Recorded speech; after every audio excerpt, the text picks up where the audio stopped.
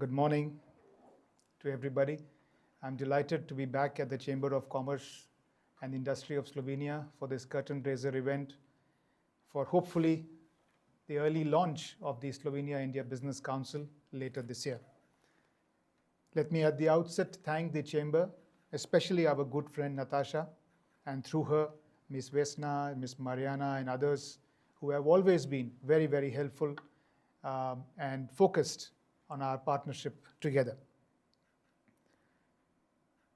Since this happens to be the first event that we are doing after the new government in Slovenia has been sworn in, let me also take this opportunity to convey through our colleagues my greetings to the new government, Minister His Excellency Tone Kaiser, Minister His Excellency Anže Logar, both whom I believe are good friends of India. And we are hopeful and we are confident that under the new leadership with new energies, we will turn a new chapter in India-Slovenia bilateral relations. I also wish to welcome my colleagues from India. Joining us online shortly will be the Additional Secretary in the Department of Commerce and my good friend, Mr. Darpan Jain.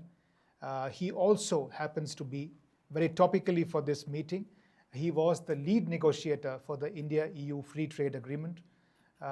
He's a good friend, he's an amazing official who has done great work bringing India and Europe together, and I'm very, very honored that he has joined us virtually from New Delhi.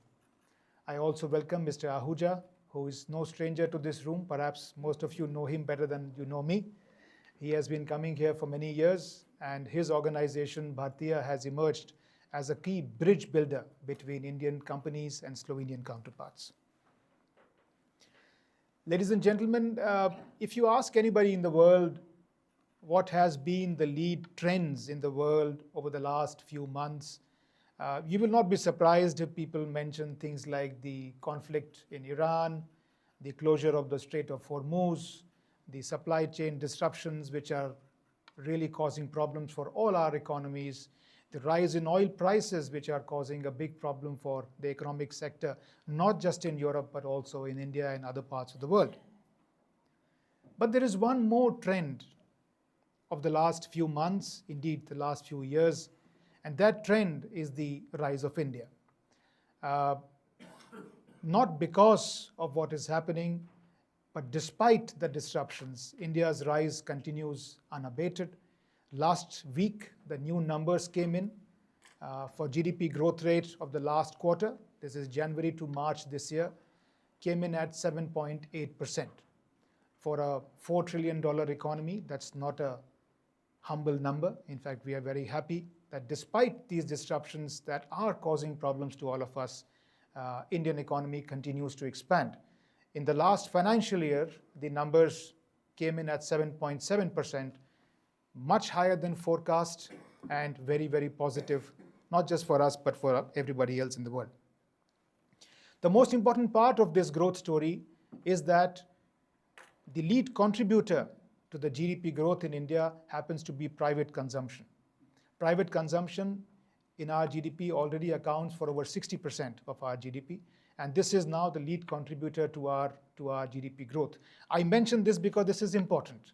Important because you are looking at India as a market, and India as a market, Indian economy as a whole is propelled by consumption demand coming from within the market, and that's a very positive sign, as you would understand.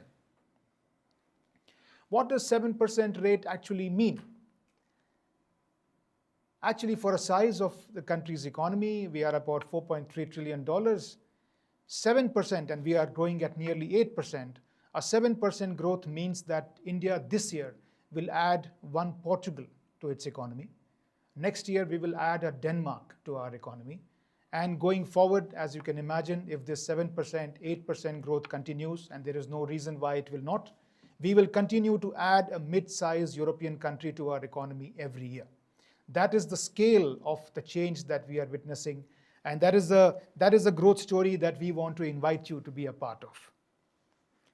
We are currently trending at about $3,000 per capita.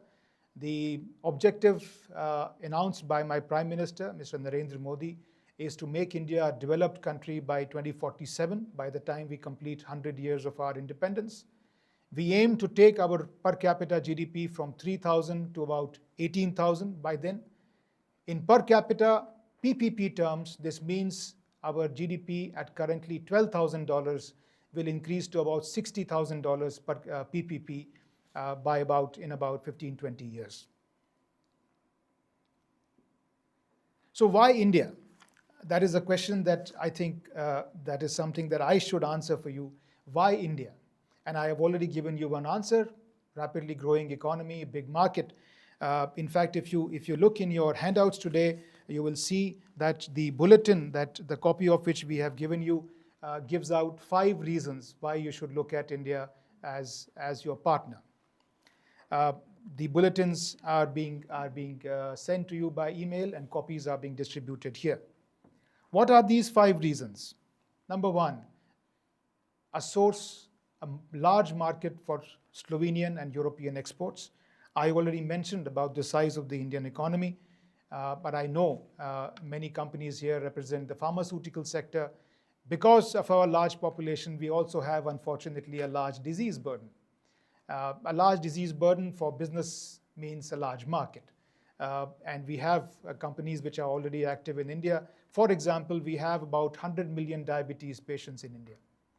And as the trends go towards a rapidly increasing per capita consumption and disposable incomes, this means the market will continue to expand over the next decade or 2 decades. Auto components, auto parts, Slovenian economy, a major chunk of this is auto parts. Last month in May, the numbers came in and we had new vehicle registrations about 2.5 million. We are doing about 30 million new vehicle registrations every year. That is the market side, which is perhaps the most obvious one. Second, India is an investment destination. Now, you don't invest in a country only because it is growing very fast. There are other fast-growing economies as well. It's an attractive manufacturing destination because it presents to you a well-developed manufacturing ecosystem. That is something which is not always appreciated, given the comparisons that we always tend to make. But last week, the World Economic Forum carried out its annual survey of chief economists. And of the different questions that they answered, one question is, which is, in their view, going to be the most attractive investment environment in the world? 56% answered India. To put that in perspective, 44% answered Europe, 35% answered China. The fact that we have a well-developed manufacturing ecosystem can be seen once again with the example of the pharma industry. India today we produce about 20% of the production of generic medicines in the world, and we account for about 70% of the WHO's demand for vaccines the world over. Our pharmaceutical market is somewhere around $80 billion, well on its way to becoming a $100 billion market shortly. But more importantly, and this is a statistic that I love to quote when I talk to people, we have about 750 US FDA approved manufacturing facilities in India. That is the highest number of US FDA approved manufacturing plants outside the US. So that tells you a little bit about the maturity of this market. Third reason, source for quality imports. This is also very important. India today is one of the largest exporters in the world. Our merchandise exports are now in the range of $450 billion. And once again, to put this in perspective, about 10 years ago, we produced 0 mobile phones, 0. This year, or last year, we are doing about 330 million handsets produced in India. Today, India accounts for about 25% of Apple's global output.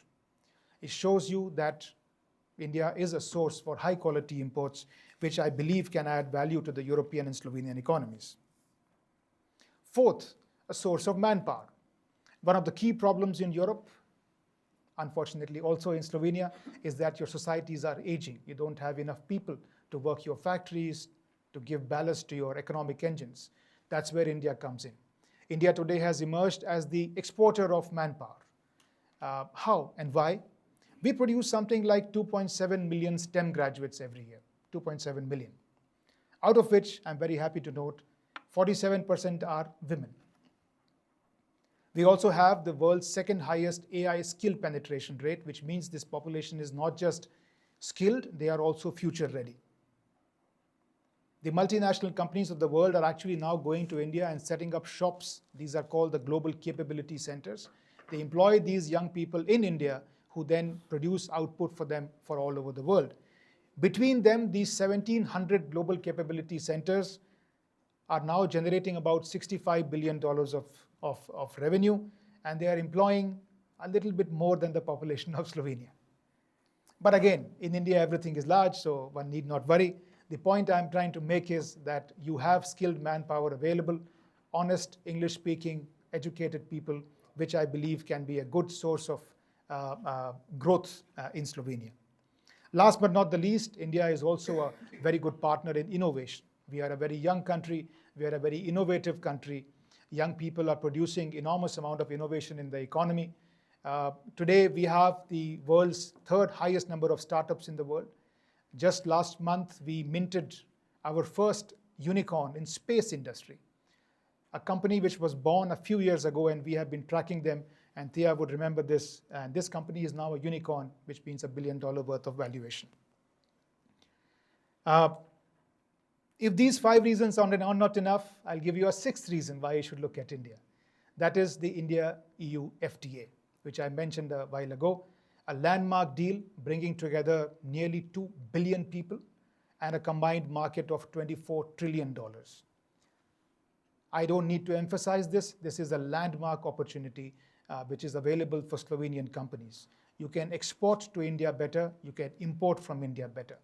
The European Union estimates that totally European companies will be saving about $4 billion every year only on duties exporting to India. That is how big the opportunity is. The FTA is also a political signal. My Prime Minister Narendra Modi, has called it a historic deal. The President of the European Commission very helpfully called it the mother of all trade deals. And it is not difficult to see why. Because it's a political commitment. India and Europe are complementary economies, and we need to bring these economies together. Slovenia is India's key partner in Europe.